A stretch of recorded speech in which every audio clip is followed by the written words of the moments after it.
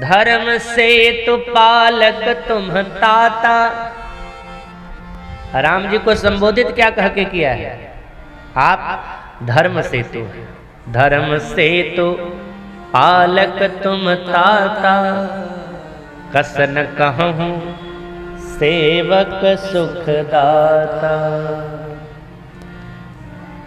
अच्छा, राम जी को सेतु क्यों कहा गया? नदी के दो कूल रहते हैं, किनारे रहते हैं, बीच में नदी रहती है, दो किनारे हैं नदी के।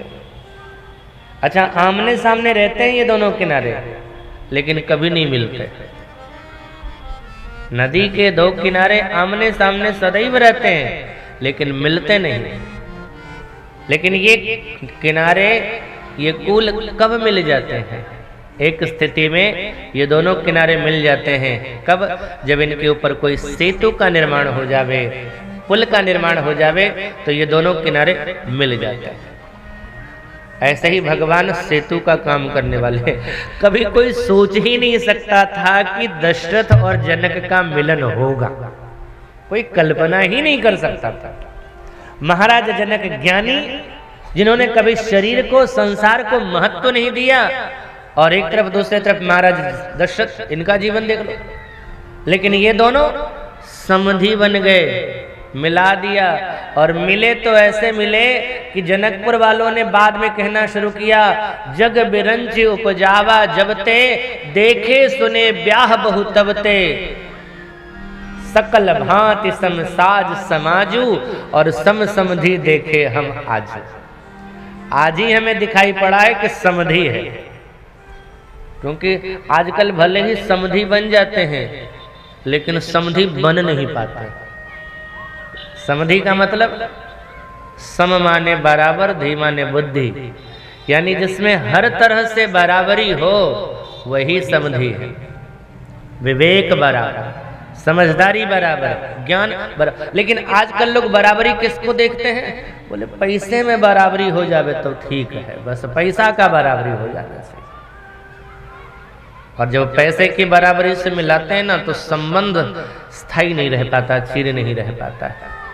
आजकल विवाह में सब कुछ मिलता है, टीवी सेट मिलता है, सोफा सेट मिलता है, टीवी मिला, फ्रिज, गाड़ी मिली। एक ने पूछा दिल मिला? बोले वही नहीं मिला, बाकी सब मिल गया, दिल ही नहीं मिल पाता है। आज व्यक्ति की स्थिति कैसी है? घर में सब कुछ है, देखने के लिए टीवी सेट है, खाने के लिए डिनर सेट है, पीने के लिए टी सेट है, बैठने के लिए सोफा सेट है, फिर भी दिमाग अपसेट है, दिमाग शांत नहीं है। सारे सेट हैं, लेकिन दिमाग अपसेट है। कोई कल्पना नहीं कर सकता था कि विश्वामित्र और वशिष्ठ मिलेंगे कल। आप शास्त्रों को उठा करके देख लेना, पढ़ लेना, कितनी लड़ाइयां इन दोनों महात्माओं में हुई है। अच्छा, वहां झगड़ा किस चीज का था? उपाधि का। एक बार अगर वशिष्ठ जी महाराज ने विश्वामित्र जी को ब्रह्मर्षि कह दिया होता, सारे झगड़े ही खत्म हो जाते। लेकिन जिंदगी भर परेशान रह गए, ब्रह्मर्षि सुनने के लिए कभी नहीं कहा। लेकिन जैसे ही राम जी आए, वशिष्ठ जी महाराज ने कह दिया उनको ब्रह्मर्षि, मिला दिया। तो जो दो किनारे हैं कभी मिल नहीं सकते थे, उन दोनों किनारों को मिलाने वाले हैं। इसीलिए वशिष्ठ विश्वामित्र जी महाराज ने राम जी से कह दिया, धर्म सेतु पालक तुम ताता। आप धर्म के सेतु हैं, पालन करने वाले हैं धर्म के।